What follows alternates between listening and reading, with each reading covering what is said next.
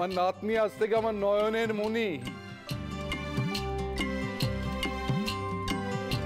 পদ্ম আর মণি মিলিয়ে সে হলো পদ্মমণি। আমি আমার নাতনির নাম রাখলাম পদ্মমণি। আপনার যখন এত দয়া, তখন আপনার কাছে আমার একখানা আর্জি আছে। বলো না মা, বলো। আমি আমার মেয়েকে নিয়ে কালীঘাটের শ্মশানে যেতে চাই। পিতরামের কাছে তুমি যে আর্জি রেখেছো সেটা আমার কানে এসেছে।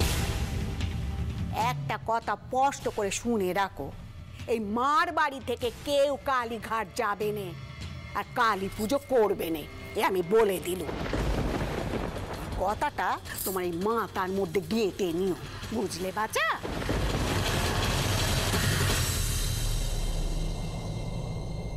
এমন পুণ্য পিঠে তুমি একদিন গিয়ে পুজো দিয়ে এসো মা।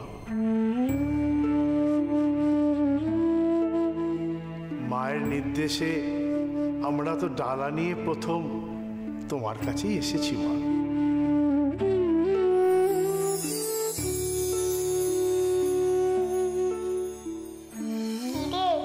আমার কাছে আসবি নে? আমি যে তোর কাছাকাছি চলে এসেছি রে।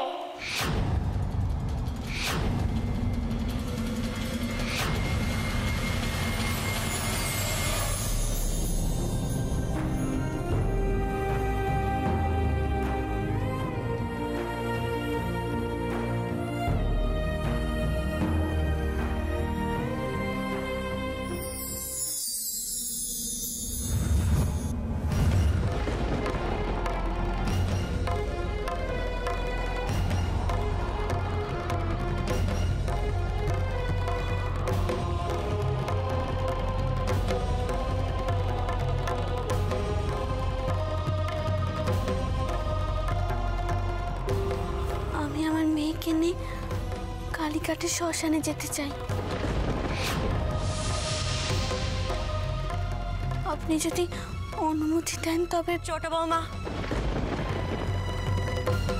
এইসব কথা এখানে কেন তুলছো?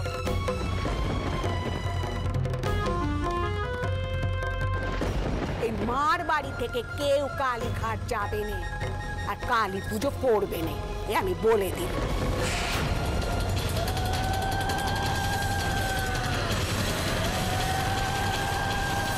दक्षिणे कालिका पातु ज्ञानयुग्मं महेश्वरी क्रीं क्रीं रसनां पातु ॐ ॐ पातु कपालम्।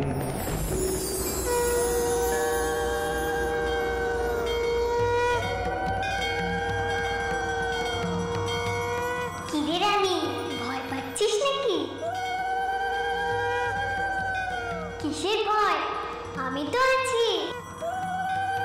আমাকে তোর বিশ্বাস হয় না?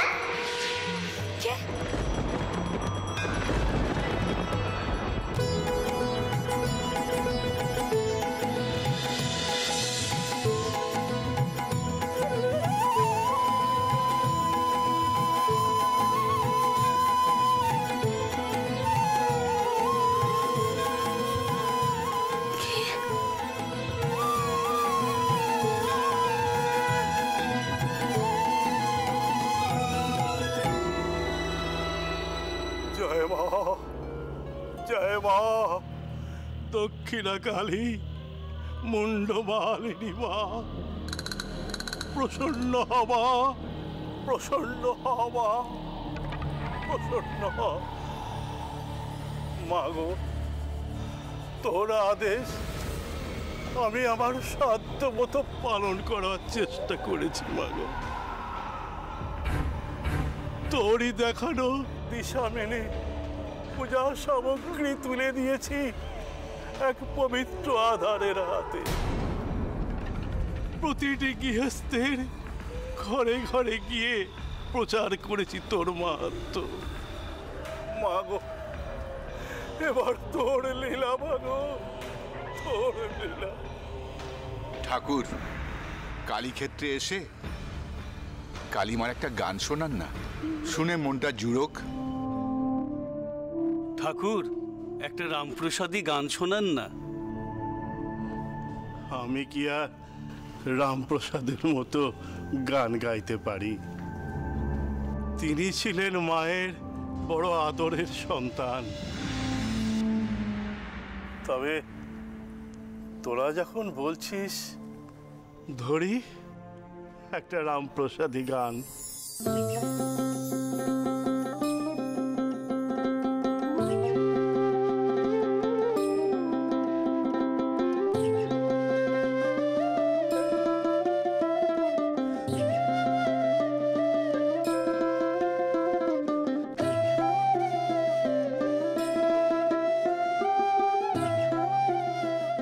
এখানে এত ভেদাভেদ কেন রঘুবীর? আমি তো দেখলুম তুমি আর মা কালী এক হয়ে আছো, তবে তোমার পুজো আর মা কালীর পুজোর মধ্যে তফাৎ কোথায়?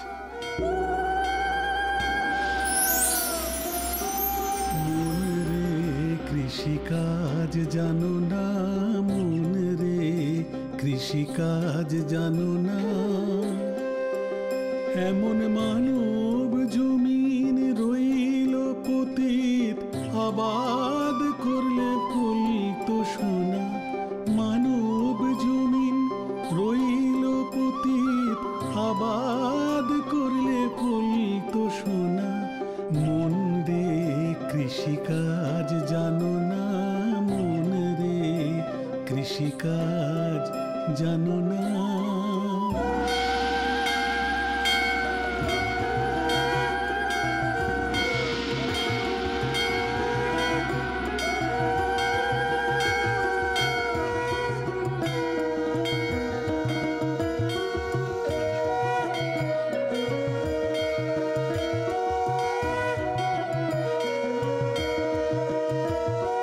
কালীর নামে দাও রে বেড়া, ফসলে তজরূপ হবে না। কালীর নামে দাও রে বেড়া, ফসলে তজরূপ হবে না। সে যে মুক্ত কেশে শক্ত বেড়া, তার কাছেতে জং ঘেঁষে না। মন রে কৃষিকাজ জানো না, মন রে কৃষিকাজ জানো না।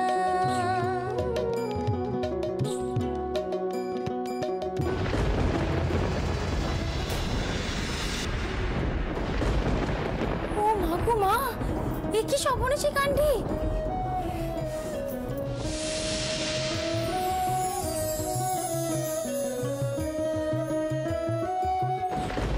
দিদিমা, নতুন বউরে দেখলাম ঠাকুর ঘরে রঘুনাথকে সিঁদুর দিয়ে সাজাচ্ছে গো। হয়েছিস কি ছোটখুকি? হ্যাঁ, আমি নিজের চোখে দেখেছি। রঘুনাথকে সিঁদুর দিয়ে সাজাচ্ছে? ছি ছি ছি, বউকে নিয়ে তো আর পারছি না। চল চল দেখি তো একবার, চল। পদ্ম কিংবা শতাব্দান্তে বাজাপ্ত হবে জানো না, অদ্য কিংবা শতাব্দান্তে বাজাপ্ত হবে জানো না। এখন আপন একতারে মন রে আমার, চুটিয়ে ফসল কেটে নে না। মন রে কৃষিকাজ জানো না, মন রে কৃষিকাজ জানো না।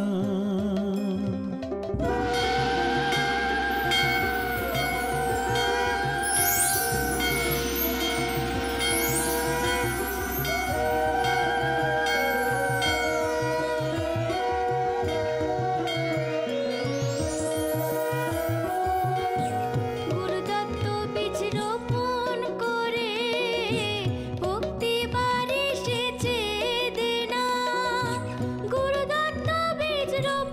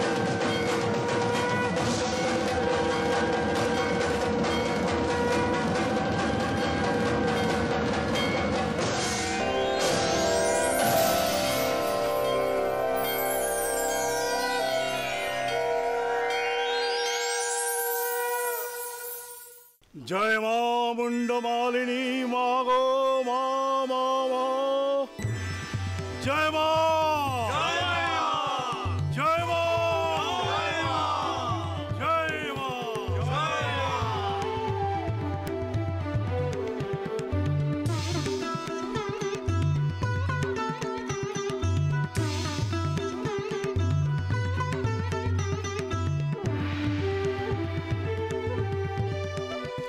কল্যাণ হোক রায়চৌধুরী মশাই, মা আপনাকে কৃপা করুন। তোমরা ইনাকে চেনো? ইনি হচ্ছেন জমিদার সন্তোষ রায়চৌধুরী। ইনারা হলেন সবর্ণ গোত্রীয় উচ্চ শ্রেণীর ব্রাহ্মণ। বাবা, শুনলাম কালীঘাটে এসেই নাকি আপনারা মায়ের নির্দেশ পেয়েছেন? হ্যাঁ চৌধুরী মশাই, মা তন্ত্র সাধক সন্ন্যাসীদের পুজো পেতে পেতে ক্লান্ত হয়ে পড়েছেন, তাই তিনি এখন চাইছেন গৃহস্থদের পূজা পেতে। তাই তারই আদেশে আমরা গৃহস্থদের ঘরে ঘরে গিয়েছিলাম মার পূজা এবং মাহাত্ম্য প্রচার করতে। কোথায় কোথায় গেলেন আপনারা? মার দেওয়া দিশা মেনে আমরা প্রথমে গেছিলাম জানবাজার বাটিতে, তারপরে অন্যান্য গৃহস্থদের ঘরে। মার বাড়িতে গিয়েছিলেন আপনারা? আপনি বোধহয় জানেন, ওবারের ছোট বৌরানী হালি শহরের মেয়ে। কথায় কথায় শুনলাম এবছর কালী পুজোতে তিনি নাকি সাধক রামপ্রসাদের ভিটেতে গিয়েছিলেন। আচ্ছা, আপনি বললে হয়তো বিশ্বাস করবেন না, তার সামনে দাঁড়াতে আমার এক অদ্ভুত অনুভূতি হয়েছিল। এই দেখুন, সেই কথা বলতে গিয়ে আমার কিরকম শিহরণ হচ্ছে, আমার লোমকূপগুলো দাঁড়িয়ে উঠেছে। এই অনুভূতি ভাষা দিয়ে প্রকাশ করা যাবে না চৌধুরী মশাই। আপনারা সাধক মানুষ, আপনাদের দৈব অনুভূতি অনেক প্রখর। তারপর? আমি মায়ের কুমারী রূপ দেখেছি।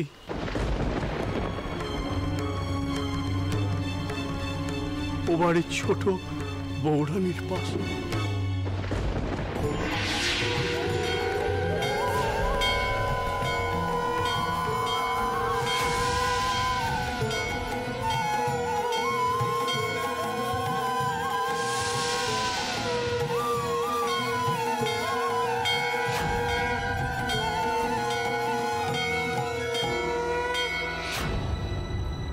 আমি তাকে মায়ের পূজার ডালি দিয়ে এসেছি। আমার স্ত্রীর বিশ্বাস সে এখানে আসবে মার পূজা দিতে। কিন্তু আমি যতদূর জানি মার বাড়িতে জনার্দন প্রতিষ্ঠিত রয়েছেন। গৃহদেবতাকে ছেড়ে তারা কি কালী তীর্থে পুজো দিতে আসবেন? কেন আসবেন না রাজীব? মা টানলে নিশ্চয়ই আসবেন। এই হচ্ছে আমার ভ্রাতস্পুত্র রাজীব, রাজীব লোচন। আর এই আমার সুপুত্র রামলাল। কল্যাণ হোক। করাল বদনী মা তোমাদের অভিষ্ট পূর্ণ করুন। তার হচ্ছে কোথায় বাবা? বহু বছর ধরে এখানে একটা মন্দির প্রতিষ্ঠা করবার চেষ্টা করছি, কিন্তু বারবার বাধার সম্মুখীন হতে হচ্ছে। গৃহীরা তো এখানে পা দিতেই ভয় পায়। তাই মাঝে মধ্যে কিরকম একটা সংশয় হচ্ছে, পারবো তো মন্দিরের কাজ সম্পূর্ণ করে যেতে। সবই মায়ের ইচ্ছে রায়চৌধুরী মশাই। মা চাইলে নতুন মন্দির নিশ্চয়ই প্রতিষ্ঠা হবে। আর সেই জন্যই তো এদেরকে আমি এখানে নিয়ে এসেছি বাবা, এরা বুঝুক। এই পুণ্য ক্ষেত্রকে ঘরে ঘরে নিয়ে যাওয়ার কাজটা তো আমাদেরকেই করতে হবে। আমি স্বপ্ন দেখি, সব সময় স্বপ্ন দেখি এক বিরাট মন্দির প্রতিষ্ঠা হবে এখানে, আর সেই মন্দিরই হবে দিহি কলকাতার একমাত্র পরিচয়। মহাতীর্থ হয়ে উঠবে এই কালীঘাট। আমি মায়ের থানে দাঁড়িয়ে বলছি রায়চৌধুরী মশাই, আপনার এই স্বপ্ন একদিন সত্যি হবেই। মাঝে মধ্যে যে বড় দিশাহারা হয়ে পড়ছি, হাত ক্রমশ শূন্য হয়ে আসছে। কি করেছে, কি করব? মন্দির নির্মাণ করতে বিপুল অর্থের প্রয়োজন। যার চিন্তা তাকেই করতে দিন রায়চৌধুরী মশাই। মা এখানে দক্ষিণা কালী রূপে প্রতিষ্ঠা পেতে চেয়েছেন। তিনি শ্মশানের দেবী থেকে ঘরের দেবী হয়ে উঠতে চাইছেন। তার মন্দিরের ব্যবস্থা তিনি নিজেই করে নেবেন।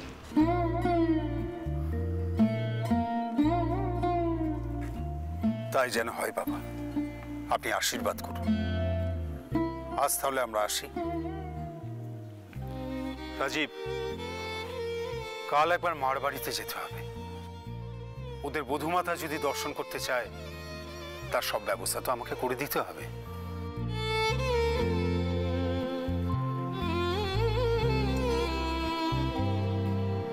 মহাতীর্থ কালীঘাটে আসার জন্যে ওদের আমন্ত্রণটা জানিয়ে আসি।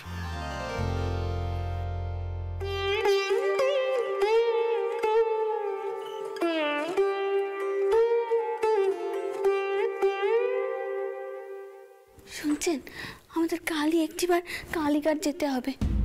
আপনি জানেন কি হয়েছে কিছু আগে? এক অদ্ভুত কাণ্ডই ঘটে গেছে। বাবা মশাইয়ের মত নেই তুমি কালী পুজো দাও। তিনি চান না এই বিষয় নিয়ে আর কোনো গোলমাল বাঁধুক।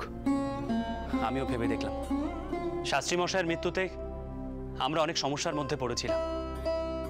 যদিও বাবা মশাই কিছু বলেননি, কিন্তু তার মুখ দেখে মনে হয়েছে তিনি বড় বিব্রত হয়ে আছেন। আমাকে এমনভাবে বললেন যে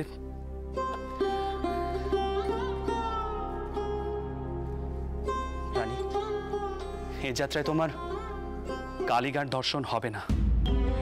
একটু বোঝার চেষ্টা করো রানী, আমি নিরুপায়, আমার কিছু করার নেই। দাদামশাইয়ের ঘরে যাচ্ছি, একটু হিসাবপত্র নিয়ে বসতে হবে।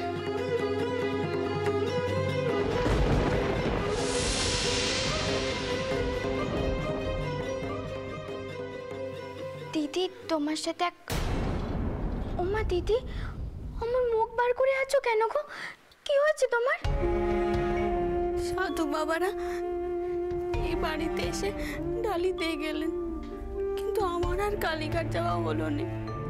তিনিও রাজি হলেন না। কিন্তু দিদি, পরটাও তো তোমার কোনো কথাই পেলেন না গো। দেখবো ঠাকুরপো যখন এই আবদার মানতে পারলেন, তখন এই আবদার ভুলে যা। দেখ, তোর জন্য তো ঠাকুরপো সকলের বিরুদ্ধে গিয়ে সবার চক্ষু শুল হয়। আর বিপদ পারাস নে।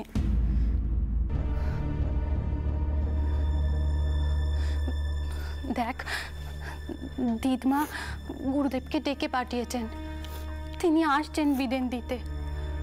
তুই যা চাইছিস তা তো অত সহজ নয়। তুই যখন সাধক বাবার ভিটে গিয়েছিলি হালি শহরে, তখন তো দিদমা এখানে ছিলেন নে।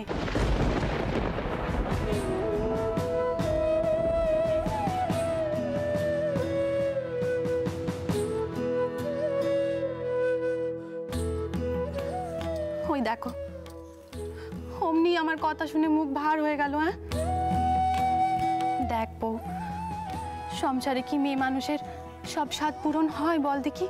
হ্যাঁ,